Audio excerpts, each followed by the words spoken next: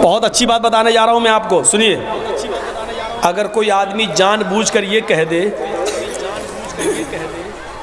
کہ میں رب ہوں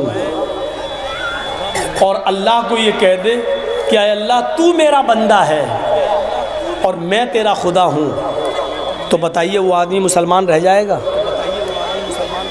کیا وہ آدمی مسلمان رہے گا؟ اگر مولوی جرجیس جان بوجھ کر، نعوذ باللہ ثم نعوذ باللہ، اگر جان بوجھ کر یہ کہے کہ اے اللہ تو میرا بندہ ہے میں تیرا خدا، تو مولوی جرجیس کو کوئی برداشت کرے گا؟ مولوی جرجیس کافر ہے کہ نہیں ہے اگر جان بوجھ کر یہ کہے؟ فرعون نے یہی تو کہا تھا لوگوں کے بیچ میں کھڑے ہو کر، انا ربکم الاعلی، میں تمہارا رب ہوں، آئے لوگوں میں تمہارا رب ہوں. اس نے یہ بھی نہیں کہا اے اللہ میں تیرا بھی رب ہوں. فرعون کبھی یہ نہیں بولا اے اللہ میں تیرا رب ہوں، نہیں. فرعون لوگوں سے کہتا تھا کہ میں تمہارا رب ہوں، میں تمہیں پالتا ہوں، تمہیں کھلاتا ہوں، تمہیں پلاتا ہوں، میں تمہارا رب ہوں. اللہ نے فرعون کی لاش کو دریائے نیل میں غرق کر دیا اور سمندر نے اس کو نکال کر باہر پھینک دیا. لوگوں نے اس کی لاش کو دوبارہ سمندر میں ڈالا، سمندر نے پھر نکال کے باہر پھینک دیا. لوگوں نے اس کی لاش کو زمین کے اندر دفنایا، زمین نے نکال کے باہر پھینک دیا. اور آج بھی زندہ جاوید معجزہ یہ ہے کہ فرعون کو اگر آج بھی زمین کے اندر دفنایا جائے اور گاڑا جائے تو دنیا کے کسی بھی حصے کی زمین آج بھی فرعون کو اپنے اندر سمونے کے لیے تیار نہیں، نکال کے باہر پھینک دیتی ہے. کیوں؟ کیونکہ اللہ تعالیٰ نے کہا ہم نے فرعون کی لاش کو قیامت تک آنے والے لوگوں کے لیے نشان عبرت بنا دیا. اپنے آپ کو رب کہنے والا دنیا والوں کے لیے عبرت کا مقام ہے، عبرت کا نشان بنا دیا ہم نے اس کو، نشان عبرت. لوگوں دیکھو اپنے آپ کو خدا کہنے والا، دیکھو آج پڑا ہے اس کی باڈی کیمیکل مسالوں میں لگی ہوئی ہے، آنکھیں پھٹی ہیں، جسم پر ہڈیاں ہیں، آج وہ کسی کو پکار نہیں سکتا، آج وہ اپنی باڈی کو سرکا نہیں سکتا. یہ اس رب کا حال ہے جو لوگوں کو اپنا رب کہتا تھا. دیکھ لو آج اس کی لاش کا کیا حال ہوا میرے بھائیوں. لیکن ایک آدمی وہ بھی تھا جو جنگل میں اپنے اونٹ پر لدے ہوئے سامان کو لے کر جا رہا تھا. راستے میں تھک گیا، صحرا میں تھک گیا، جنگل میں تھک گیا، اور اس نے اپنے اونٹ کو اسی جنگل میں بٹھا دیا اور اپنے سر سے امامہ اتارا اور بیٹھ گیا. تھوڑی دیر بیٹھا تھا کہ اس کو نیند آ گئی، وہ لیٹ گیا. جیسے ہی لیٹا اس کو نیند نے اپنی آغوش میں لے لیا، وہ سو گیا. آنکھ کھلی تو کیا دیکھتا ہے کہ میرا اونٹ یہاں سے غائب ہو گیا. کیا دیکھتا ہے کہ میرا اونٹ یہاں سے غائب ہو گیا.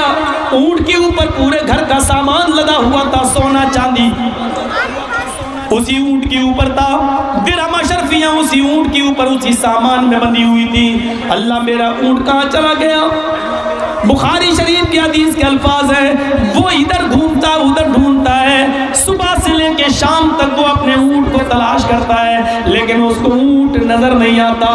اس نے صبح سے لے کے شام تک اپنے اونٹ کو ڈھونڈا، یہ جھاڑی وہ جھاڑی، یہ پہاڑی وہ پہاڑی، ادھر دیکھا ادھر دیکھا، ہر جگہ تلاش مارا، ڈھونڈ مارا، لیکن اس کو اونٹ کہیں نہیں ملا. روتا ہوا نڈھال مایوس و پریشان اپنی اسی جگہ پر آیا جہاں اس نے اونٹ کو باندھا تھا، اونٹ کو بٹھایا تھا، اسی جگہ آیا.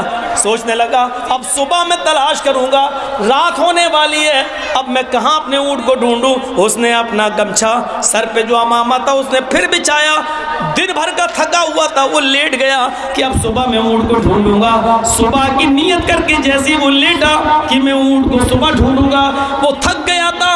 جیسے لیٹا اس کو نیند آ گئی، اچانک اس کی آنکھ کھلی. جب اس کی آنکھ کھلی شام کو تو کیا دیکھتا، اونٹ تو میرے ہی پاس پر بیٹھا ہوا ہے، اس کے اوپر سامان بھی ویسا ہی کہ ویسا لدا ہوا ہے جیسے ہم نے باندھا تھا. اس میں اتنی گانٹھیں لگی ہوئی ہیں جتنی گانٹھیاں ہم نے لگائیں، اونٹ تو ویسے ہی کہ ویسا موجود ہے. اٹھا، اس نے کہا یا اللہ یہ کیا معاملہ ہے؟ میں نے پورا جنگل ڈھونڈ مارا، اونٹ نہیں ملا، اور میں یہاں آ کر لیٹا، اور جیسے ہی میں بیٹھا نیند آئی، آنکھ کھلی تو دیکھا اونٹ ویسے ہی بندھا ہے، اور اونٹ پہ اتنی گانٹھیاں لگی ہوئی ہیں سامان میں جتنی میں نے لگائیں۔ وہ ایک ایک گانٹھ کھولتا گیا، اونٹ پر لدے ہوئے سامان جو اس نے باندھا تھا اس کو چیک کرنے لگا۔ اس نے دیکھا ایک چاول کا دانہ بھی کم نہیں ہے، ایک گیہوں کا دانہ بھی کم نہیں ہے، ایک اناج کا دانہ بھی کم نہیں ہے۔ جو اس نے سامان اس اونٹ کے اوپر لادا تھا وہ سارا کا سارا سامان اس اونٹ کے اوپر موجود ہے۔